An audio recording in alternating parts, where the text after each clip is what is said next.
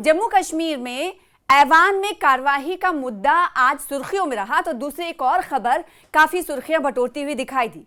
वो खबर रही जम्मू कश्मीर में एलजी की तरफ से 2 सरकारी असातिज़ा यानी सरकारी टीचर्स की बर्खास्तगी।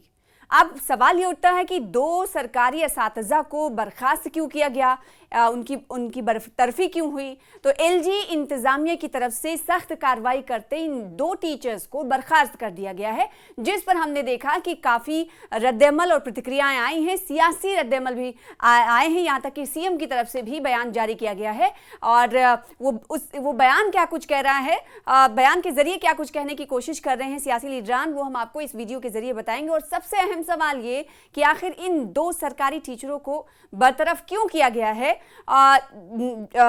ये कार्रवाई एलजी इंतजामिया की तरफ से, एलजी की तरफ से क्यों की गई है, इसके पीछे की वजूहात क्या हैं, ये तमाम चीजें आपको इस वीडियो के जरिए बताने की कोशिश करेंगे। आदाब, इस्तकबाल है आपका, आप देख रहे हैं खास वीडियो, मैं हूं आपके साथ सना वारिस। तो जम्मू कश्मीर में जो आज बड़ी कार्रवाई हुई है एलजी इंतजामिया की तरफ से, वो 2 टीचरों पर हुई है। 2 सरकारी टीचरों को, असातिज़ा को बर्खास्त कर दिया गया है, बरतरफ कर दिया गया है। वो इसलिए क्योंकि उन पर ये इल्ज़ाम था कि वो आतंकियों के मददगार हैं, लेकिन अब ये कहा जा रहा है कि आतंकियों से लिंक उनका था, इसकी वजह से एलजी प्रशासन ने उन्हें बरतरफ कर दिया है। यानी जो पूरा इकोसिस्टम है आतंकियों का, उसे ख़त्म करने की कोशिश करते हुए एलजी इंतज़ामिया इस वक्त दिखाई दे रही है। और इसीलिए सरकारी जो असातिज़ा हैं उनको नौकरी से बर्खास्त कर दिया गया है। जिन 2 असातिज़ा को बर्खास्त किया गया है उनके नाम क्या क्या हैं और ये कहाँ के रहने वाले हैं, जम्मू कश्मीर के किस इलाके में के रहने वाले हैं, उनका हम आपको बताएंगे। जो 2 असातिज़ा गिरफ्तार पहले ही किए जा चुके थे और जिनकी बर्खास्तगी आज हुई है एलजी इंतज़ामिया के जरिए, उनका नाम गुलाम हुसैन और दूसरे का नाम है माजिद इकबाल डार। जो उस्ताद है गुलाम हुसैन, वो रियासी, जम्मू के रियासी के माहौर इलाके के रहने वाले हैं। कलवा प्राइमरी स्कूल में ये तैनात थे और इन पर इल्ज़ाम ये लगा है कि लश्कर तैयबा के ओवरग्राउंड यानी कि OGW के तौर पर ये काम करते थे। और साथ ही साथ जो दूसरा ये पाकिस्तानी हैंडलर्स के कांटेक्ट में भी थे, राबते में भी थे, यानी पूरी इंफॉर्मेशन यहाँ से OGW के तौर पर पाकिस्तान को मुहैया कराते थे। और उसके बाद जो दूसरे की गिरफ्तारी हुई है राजौरी के, हमने आपको रियासी का बताया, और जो दूसरी की गिरफ्तारी हुई है उस माजिद इकबाल डार नाम है, इसको भी 2023 में गिरफ्तार किया गया था।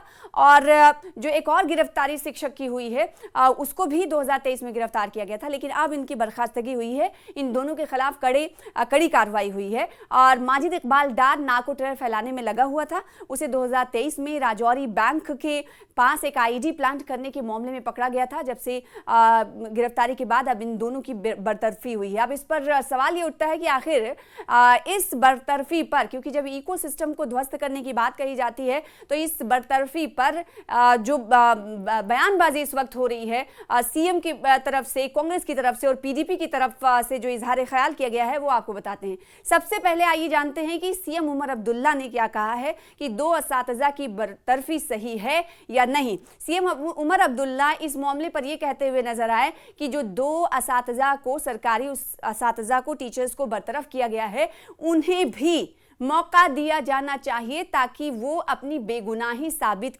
कर दें।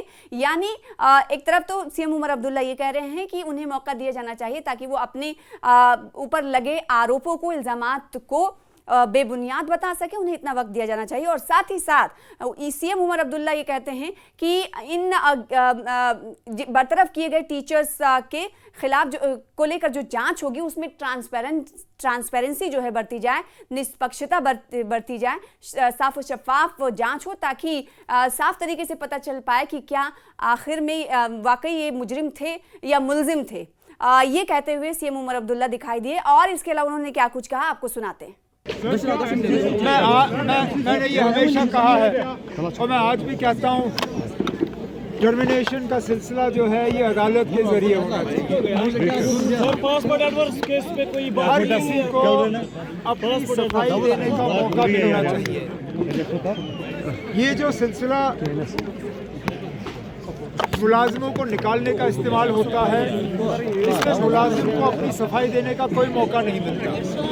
और अक्सर बेशतर जो है ये लोग फिर अदालत के जरिए वापस ही उन्हीं जगहों पे आते हैं। 15 के बाद दोबारा राज्यसभा में लोगों की नुमाइंदगी करने का मौका मिला है। हमने 3 बेहतरीन उम्मीदवार राज्यसभा भेजे हैं जम्मू कश्मीर के लोगों की नुमाइंदगी करने के लिए, और उम्मीद करता हूं कि इनके हाथों हमारे जो मुतालबे और मसले हैं उनका हल होगा।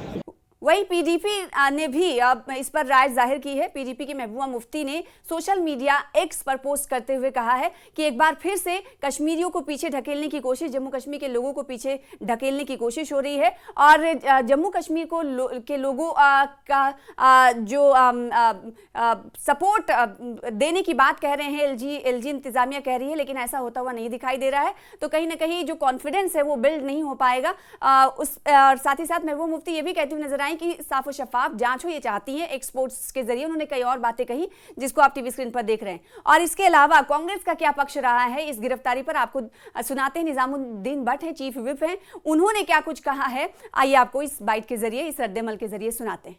भट्ट साहब, जिस तरीके से सरकारी मुलाजमीन की बरतरफी हम देख रहे हैं अभी भी जारी है, आज भी 2 को टर्मिनेट किया गया एलजी की तरफ से, साइटिंग एंटी नेशनल एक्टिविटीज, क्या कहेंगे? देखिए, पोस्ट 2019 अगस्त यहाँ जो पॉलिसी रही है गवर्नमेंट की, यूनियन होम मिनिस्ट्री की, थ्रू देम गवर्नर एलजी साहब की, वो जीरो टॉलरेंस की रही है टेररिज्म के बारे में।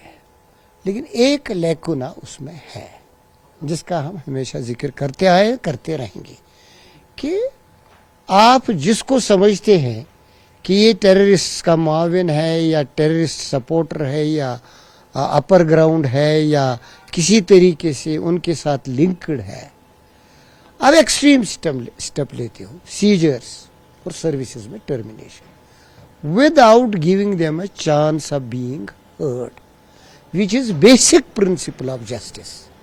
इंसाफ का पहला जीना है कि जिसके खिलाफ शिकायत हो उसको सुनो, पहले उसका पक्ष भी सुनो, उसके बाद इंसाफ करो। यहां यूनिलेटरली निकलते हैं, ऐसा नहीं होना चाहिए। This is most excessive law, atrocious law. इसका उपयोग आम शहरियों के खिलाफ करना नामुनासिब है।